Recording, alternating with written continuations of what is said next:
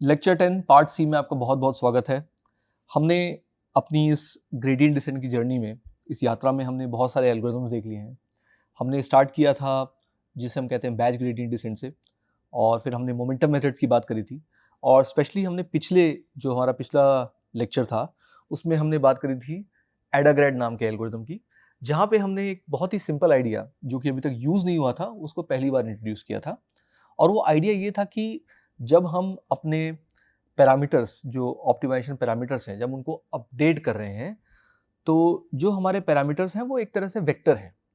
और अभी तक हमने जितने भी अपडेट इक्वेशंस देखे थे वो पूरे वेक्टर के लिए एक अपडेट इक्वेशन था, यानी कि एक इक्वेशन जिसमें जो लर्निंग रेट है, यानी जो ईटा जो हमारा था, वो पूरे वेक्टर के लिए एक ही ईटा था, यानी सभी उस वेक्टर के सभी स्केलर्स के लिए एक ही ईटा था। लेकिन जब हमने एडाग्रेड की बात की तो हमने बोला कि भाई सबसे पहली बात तो ये है कि ये जो लर्निंग रेट जो है, हर हर पैरामीटर का, उस वेक्टर पैरामीटर्स में हर स्केलर का अलग अलग हो सकता है। और फिर हमने उसको एडाग्रेड में इंट्रोड्यूस किया और हमने बताया कि जैसे यहाँ पे आप दूसरी लाइन देख रहे हैं कि हमने बोला कि जो ith component of the gradient vector जो है एट द kth इटरेशन, हमने इसको GIK लिखा और हमने बोला कि हर GIK के लिए, हर हर I के लिए, और I जो था हमारा, मतलब अगर मेरा ये वेक्टर है तो I जो है उसका ith कंपोनेंट है, यानी पैरामीटर ith पैरामीटर है। तो हमने बोला कि हम हर I के लिए हम अपनी ग्रेडियंट डिसेंट कुछ इक्वेशन कुछ इस तरह लिखेंगे, यानी हमने बोला थीटा k प्लस 1 I, यानी k प्लस 1th इटरेशन इस थीटा के I माइनस ईटा के I टाइम्स ग्रेडियंट का ith कंपोनेंट, राइट। तो यानी हमने हर स्केलर के लिए अलग अलग ग्रेडियंट डिसेंट इक्वेशन लिखी। हमने पहली बात ये करी, और हमने कहा कि भाई ये जो लर्निंग रेट है ये भी हम ऐसा मॉडिफाई करेंगे कि ये हर इटरेशन के साथ थोड़ा नीचे की तरफ जाती जाए, थोड़ा लो लर्निंग रेट होती जाए। और मैं आपको याद दिला दूं कि ये हमने बात की थी अपने स्टोकेस्टिक ग्रेडियंट डिसेंट में, और ये सब सारा एडाग्रेड वगैरह सब स्टोकेस्टिक ग्रेडियंट डिसेंट के ही कंटेक्स्ट में चल रहा है। तो मैं आपको याद दिला दूं कि हमने जब एसडीडी की बात की थी तो हमने बोला था कि एसडीडी के कन्वर्जेंस की एक कंडीशन है, वो ये है कि लर्निंग रेट धीरे धीरे धीरे धीरे कम होनी चाहिए, डिक्रीजिंग सीक्वेंस होना चाहिए लर्निंग रेट का। तो एडाग्रेड जो है उसी डिक्रीजिंग सीक्वेंस को जनरेट करने के लिए, उसी लर्निंग रेट को ऑटोमेट करने के लिए, एडाग्रेड में हम हर स्टेप में जो ग्रेडियंट है उस पॉइंट का, उसके स्क्वायर को ऐड करते जाते हैं। यानी कि हमने इसमें बात की थी कि जो पहला इटरेशन है, अगर मैं ईटा नॉट को मैं इनिशियल, और ये आई के लिए, किसी भी आई के लिए, मतलब सारे स्केलर्स के लिए है, तो ईटा नॉट को अगर मैं पहला इनिशियल लर्निंग रेट बोलूँ तो जो ईटा 1 है वो ईटा नॉट टाइम्स कुछ इस तरह हो जाता है ना। वेयर G1I इज बेसिकली जो हमारा जो ग्रेडियंट है, जे थीटा जो हमारा ग्रेडियंट है थीटा के रिस्पेक्ट में, राइट, उसका ith कंपोनेंट है at the kth iteration, at the first iteration का उसका स्क्वायर है, राइट। तो एक्चुअली स्क्वायर नहीं है, केवल केवल ग्रेडियंट ही है। फिर से मैं आपको बता दूं कि ये केवल ग्रेडियंट ही है, ith ग्रेडियंट। तो उसके स्क्वायर का रूट हम ले रहे हैं ईटा 1 के कैलकुलेशन में। अब ईटा 2 में जो होगा वो ईटा 1 का जो ग्रेडियंट था, मतलब जो फर्स्ट स्टेप का जो ग्रेडियंट था और जो सेकंड स्टेप का ग्रेडियंट है, दोनों ऐड हो गए। तो इस तरह से ये ऐसा हो गया है ना। और सिमिलरली ईटा 3 में G1 plus G2 plus G3 इन तीनों के स्क्वायर ऐड हो गए हैं। तो आप ये देख सकते हैं कि जो हमारा लर्निंग रेट है, ये जो लर्निंग रेट है, ये हर स्टेप में learning rate is decreasing, right. तो ये हमारा एडाग्रेड एल्गोरिथम था। लेकिन इसमें एक छोटी सी प्रॉब्लम ये है कि कई बार लर्निंग रेट इतना कम हो जाता है कि आप आगे ही नहीं बढ़ पाते हैं। और मैं आपको फिर से याद दिला दूं कि जो हमारे किसी भी एल्गोरिथम में हम अगर आगे बढ़ रहे हैं तो कितना आगे बढ़ रहे हैं वो लर्निंग रेट यानी स्टेप साइज डिटरमाइन करता है। और अगर स्टेप साइज बहुत छोटा हो जाए तो आप आगे बढ़ना ही बंद कर देंगे, यानी कि आपको आपका डेस्टिनेशन, यानी आपको आपका ऑप्टिमल पॉइंट दिख रहा है, मगर आपका जो लर्निंग रेट इतना कम है कि आप वहां तक पहुंच ही नहीं पा रहे हैं। तो ये एडाग्रेड का एक मैं बोलूँगा छोटा सा ड्रॉबैक था, जिसको फिर इमीडिएटली रिसर्चर्स ने एक RMS प्रॉप एल्गोरिथम दिया, और ये पेपर कभी पब्लिश भी नहीं हुआ, लेकिन ये एल्गोरिथम काफ़ी यूज़फुल है। आरएमएस प्रॉप दिया जिसमें उन्होंने बोला कि भाई हम लर्निंग रेट तो हम कम करेंगे, लेकिन हम हमारे अभी तक जितने भी ग्रेडियंट्स आए हैं हम उसको पूरे को एक साथ एक्यूमुलेट नहीं करेंगे, राइट? तो आरएमएस प्रॉप में बोला गया कि instead of accumulating the gradients for learning rate, calculate the exponentially decaying average of the square gradients. यानी कि आप सबको ऐड मत करते जाइए, आप इसमें भी एक तरह का मोमेंटम तुम लगाइए और जो पुराने ग्रेडियंट्स हैं उनको आप भूल के केवल जो लेटेस्ट ग्रेडियंट्स हैं उनकी बात ज़्यादा करें, है ना? तो इससे इससे एक तरह से कई जगह लर्निंग रेट कम भी हो रहा है, लेकिन इतना कम नहीं हो रहा है कि वो आगे बढ़ना ही भूल जाए। तो मैं इस आरएमएस प्रॉप को आपको एक बार फिर से ढंग से बताता हूँ।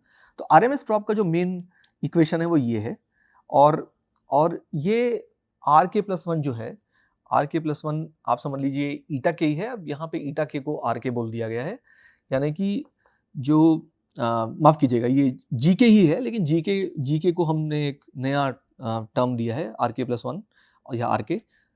तो इसमें क्या हो रहा है, इसको मैं आपको एक छोटे से उदाहरण के रूप में बताता हूँ। तो हम सबसे पहले इसमें करते हैं R not is equal to zero, यानी मैंने इनिशियलाइज जो है जीरो से किया है, और आर वन जो है वो आर1 जो है आप देख सकते हैं आर1 जो है वो आर1 जो है R not plus beta times R not plus one minus beta times G one square हो जाएगा। तो आर1 जो है चूंकि आर नॉट जीरो है, आर1 केवल जी1 स्क्वायर हो जाएगा, यानी दिस इज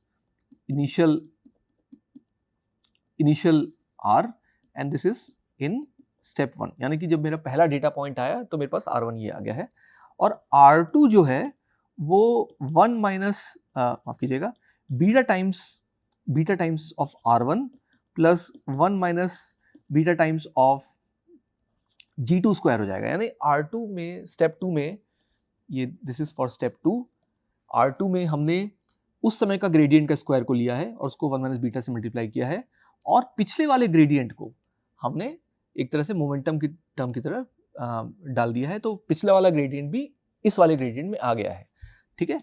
अब फिर हम R3 में जाएंगे तो हम R3 में beta times R2 plus one minus beta times G3 square कर देंगे। लेकिन अगर मैं R2 को सब्स्टिट्यूट करूं तो ये जो है R2 जो है हमारा beta times R1 plus one minus beta times G2 square हो जाएगा, राइट। तो आप देख सकते हैं कि चूंकि बीटा 1 से कम है, और हम ये पैरामीटर्स के जो नंबर्स हैं हम आगे चल के देखने वाले हैं, चूंकि बीटा 1 से कम है यहाँ पे, चूंकि बीटा 1 से कम है, बीटा करीब 0.9 के आसपास कुछ ऐसा होता है, तो चूंकि बीटा 1 से कम है तो ये जो पुराने टर्म्स हैं, जैसे यहाँ पे बीटा स्क्वायर हो चुका है, तो जो पुराने टर्म्स हैं ये छोटे होते जाते हैं, और केवल जो नया टर्म है वही इंपॉर्टेंट होता जाता है। तो इस तरह हमारा लर्निंग रेट कम भी हो रहा है, करीब करीब हर जगह कम हो रहा है, और पुराने हम ग्रेडियंट्स को एक्यूमुलेट भी नहीं कर रहे हैं, इकट्ठा भी नहीं कर रहे हैं। तो जो एडाग्रेड में जो समस्या आई थी कि हमारा लर्निंग रेट जीरो पहुंच सकता है, और हो सकता है हम अपने मंजिल के पास पहुंच तो जाएं मगर मंजिल तक ना पहुंच पाएं क्योंकि लर्निंग रेट बहुत कम है, ये वाली समस्या हमें आरएमएस प्रॉप में नहीं आती है। तो आरएमएस प्रॉप बेसिकली एडाग्रेड ही है, बट इसमें एक छोटा सा चेंज है कि जो पुराने लर्निंग रेट को हम एक्सपोनेंशियली डिकेइंग एवरेज, बेसिकली हम एवरेज ले रहे हैं लर्निंग रेट्स का, और ये जो एवरेज है वो एक्सपोनेंशियली डिकेइंग एवरेज है। मतलब कि पुराना को बीटा से मल्टीप्लाई किया और करंट वाले को वन माइनस बीटा से मल्टीप्लाई किया, और इस तरह हम एवरेज लेते जाते हैं, ठीक है। तो ये एक लर्निंग रेट, यहाँ पे लर्निंग रेट एक तरह से ज़ीरो नहीं पहुंच रहा है, लेकिन हम पुराने वैल्यूज़ को भी इनकॉर्पोरेट कर रहे हैं। तो ये हमारा आरएमएस प्रॉप हो गया। अब हम आते हैं हमारे एक और फाइनल, जो अभी दो एल्गोरिथम बचे हैं, एक एडम बचा है और एक योगी बचा है। तो अब हमने जो भी अभी तक किया है हम उन दोनों को एक साथ लेके आएंगे। तो एडम एल्गोरिथम एक काफ़ी यूज़फुल और काफ़ी वाइडली यूज़फुल एल्गोरिथम है, और एडम एल्गोरिथम ये कहता है कि भाई मैंने अभी तक हमने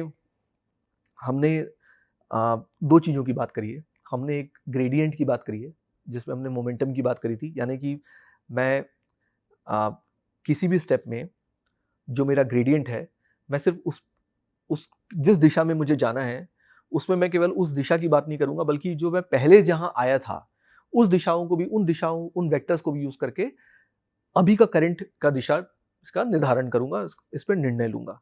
तो ये था मोमेंटम वाला टर्म, ठीक है। दूसरा टर्म हमने देखा था कि हमने बोला था कि जो हमारा लर्निंग रेट है उसमें हम सेकेंड ऑर्डर जो मोमेंट है ग्रेडियंट का, जैसे जिस सेकेंड ऑर्डर मोमेंट मतलब स्क्वायर है ना, तो हम स्क्वायर ग्रेडियंट के स्क्वायर को इनकॉर्पोरेट करेंगे और हम अपना उस हिसाब से हम अपना लर्निंग रेट डिसाइड करेंगे। तो फिर से मैं याद दिला दूं, यहाँ पे दो चीजें हो रही हैं। पहला तो फर्स्ट ऑर्डर मोमेंट जो कि ग्रेडियंट किस तरह बढ़े आगे, राइट। किसी भी ग्रेडियंट डिसेंट मेथड में दो चीजें होती हैं, एक है किस दिशा में जाऊं और कितना जाऊं। तो किस दिशा में जाऊं जो है वो फर्स्ट ऑर्डर मोमेंट है, जो मोमेंटम मेथड हमने देखा था, जिसमें हम अभी कितना जाएं और हम पहले कितना गए थे उनका कॉम्बिनेशन होता है। और जो सेकेंड ऑर्डर टर्म होता है वो जो लर्निंग रेट डिसाइड करता है, वो बोलता है कि मैं अपने लर्निंग रेट को अपने स्टेप्स के साथ कैसे कैसे चेंज करूं। तो आरएमएस प्रॉप में हमने देखा था कि लर्निंग रेट कैसे चेंज करना है, और जो मोमेंटम मेथड्स थे जैसे नेस्टरोव का मोमेंटम मेथड था या जनरल मोमेंटम मेथड था, उसमें हमने देखा था कि हमें ग्रेडियंट किस तरह चेंज करना है ना। दोनों दोनों चीजें हमने देख ली है। तो जो एडम एल्गोरिथम है जिसको हम एडेप्टिव एडेप्टिव मोमेंटम एस्टिमेशन कहते हैं, मैंने यहाँ पे एडम मोमेंटम एस्टिमेशन लिख दिया है, ये एडेप्टिव मोमेंटम एस्टिमेशन होना चाहिए।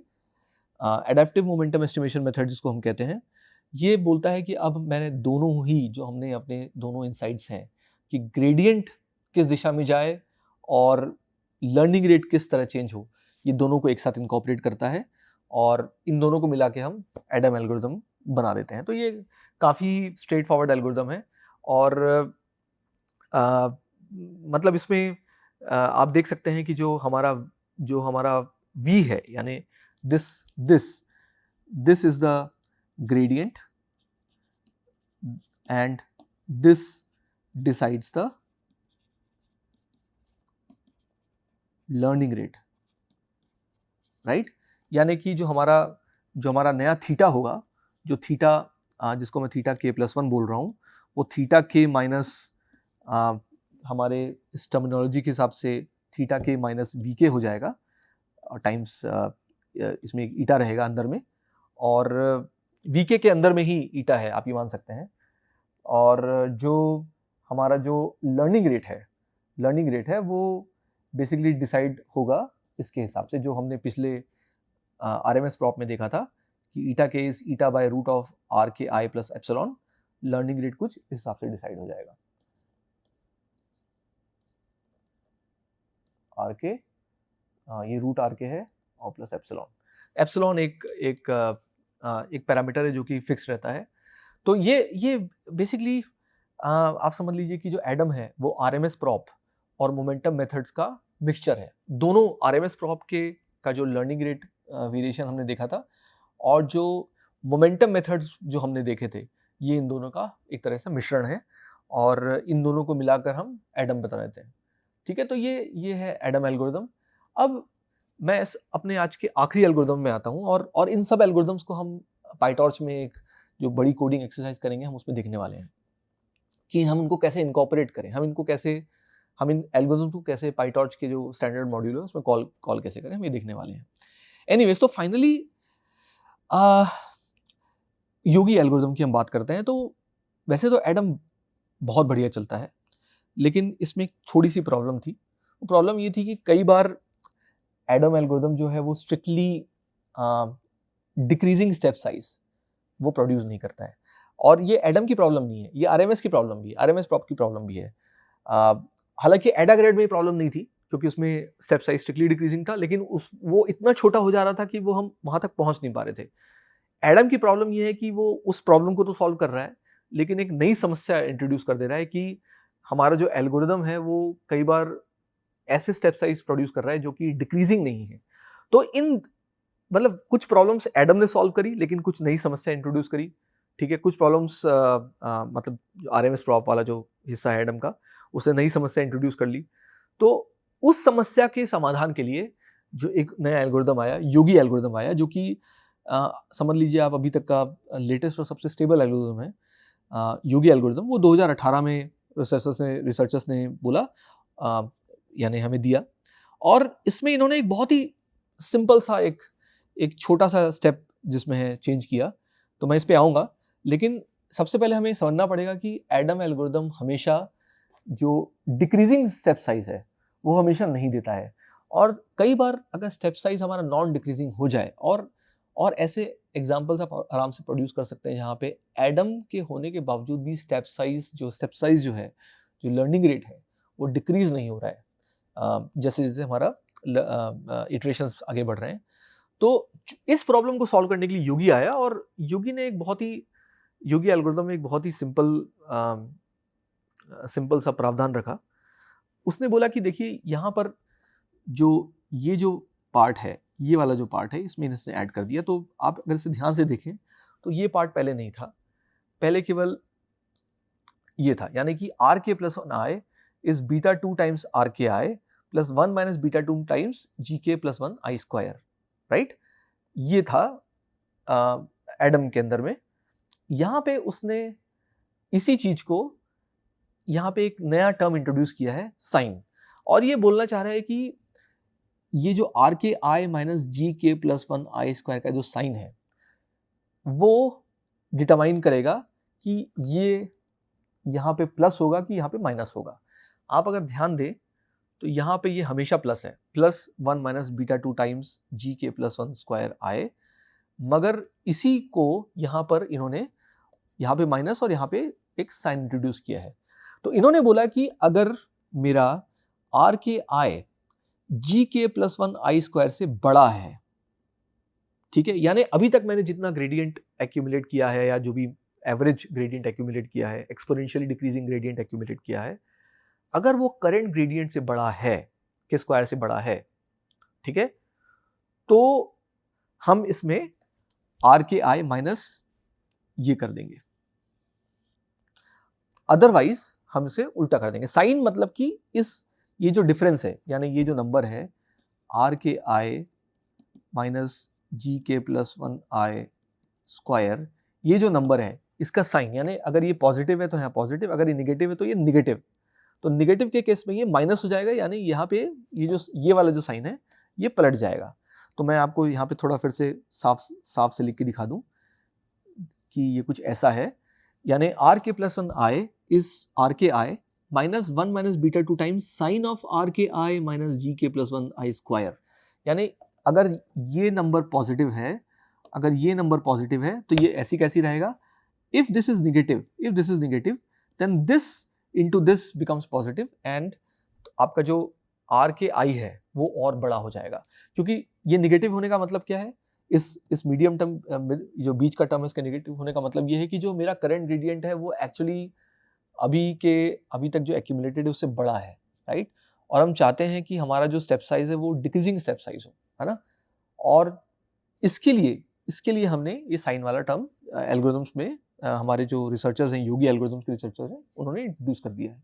तो इस सिंपल से ट्वीक के कारण, इस सिंपल से मॉडिफिकेशन के कारण जो कि एडम में हुआ है, योगी में जो मॉडिफिकेशन मिला है, उसके कारण अब योगी एल्गोरिथम जो है वो ये इंश्योर करता है कि जो हमारा स्टेप साइज है वो हमेशा डिक्रीज हो रहा है, या एक्चुअली बढ़ नहीं रहा है, नॉन इंक्रीजिंग हम जिसको कहते हैं। तो ये छोटी मोटी जो समस्याएं आरएमएस प्रॉप या एडम में आती थी, लोगों ने उनको भी सॉल्व कर दिया है। तो मैं आपको ये बोलूँगा कि आप इस एल्गोरिथम को आराम से अपने कंप्यूटर में कोड कर सकते हैं। और फाइनली अगर मैं आपको एक रिकमेंडेशन दूंगा तो वो योगी एल्गोरिथम का दूंगा, क्योंकि योगी एल्गोरिथम जो है वो एडम की समस्याओं को और आरएमएस प्रॉप या फिर जो पुराने मेथड्स हैं उनमें जो छोटी मोटी खामियां हैं, जो छोटे से जो उनके कई जो एक्सेप्शनल केसेस आते हैं, उन केसेस को वो ये सॉल्व कर देता है। और ये बहुत ही छोटा सा चेंज है, और रिसर्चर्स ने इसके की भी कन्वर्जेंस की गारंटी ली है, इसको प्रूव किया है कि ये कन्वर्ज करता है उन केसेस में जिन केसेस में पहले वाले एल्गोरिथम्स कन्वर्ज नहीं करते हैं। तो ये हमारा योगी एल्गोरिथम है। तो इस तरह हमने सारे मेथड्स हमने अब देख लिए हैं। फाइनली मैं आपको बस ये आपको कुछ बता दूं कि पैरामीटर वैल्यूज़ क्या होती हैं। तो आप बीटा 2 को 0.99 ले सकते हैं। बीटा 2 जो है हमारा ये वाला पैरामीटर है जो आपको यहाँ पे दिख रहा है, और बीटा 1 जो है बीटा 1 को 0.9 लीजिए। बीटा 1 हमारा मोमेंटम पैरामीटर है, बीटा 2 हमारा सेकेंड ऑर्डर मोमेंट यानी स्टेप साइज वाला पैरामीटर है। और जो एप्सिलॉन जो है, ये जो एप्सिलॉन जो हमने जिसकी बात की थी यहाँ पर, जो एप्सिलॉन है वो अगर एडम है तो 10-8 है, और अगर योगी है वो तो 10-3 है। तो ये पैरामीटर्स लोगों ने काफ़ी मेहनत करके, काफ़ी एक्सपेरिमेंट्स करके इन्होंने हमें सजेशन दिए हैं। तो हमारे पास अब पैरामीटर्स भी हैं, हमारे पास एल्गोरिदम्स भी है, हमें ग्रेडिएंट कैलकुलेट करना भी आता है और हमें ये कोड करना भी आता है। तो इसकी कोडिंग को हम देखेंगे, लेकिन हमें मोटा-मोटा अब सब कुछ आता है, तो हम किसी भी अब मशीन लर्निंग की ऑप्टिमाइजेशन प्रॉब्लम को लेकर हम कोड कर सकते हैं। तो इस तरह हमारा जो, जिसे हम कहते हैं फर्स्ट ऑर्डर मेथड्स, और जो सबसे इम्पोर्टेंट टॉपिक है वेरिएंट्स ऑफ ग्रेडिएंट डिसेंट, हम ये खत्म करते हैं। अगली क्लास में हम पाइटॉर्च यूज़ करना सीखेंगे और हम इन सब के इन वेरिएंट्स को कैसे हमारे पाइटॉर्च के मॉड्यूल में कॉल करें, हम ये देखेंगे। धन्यवाद।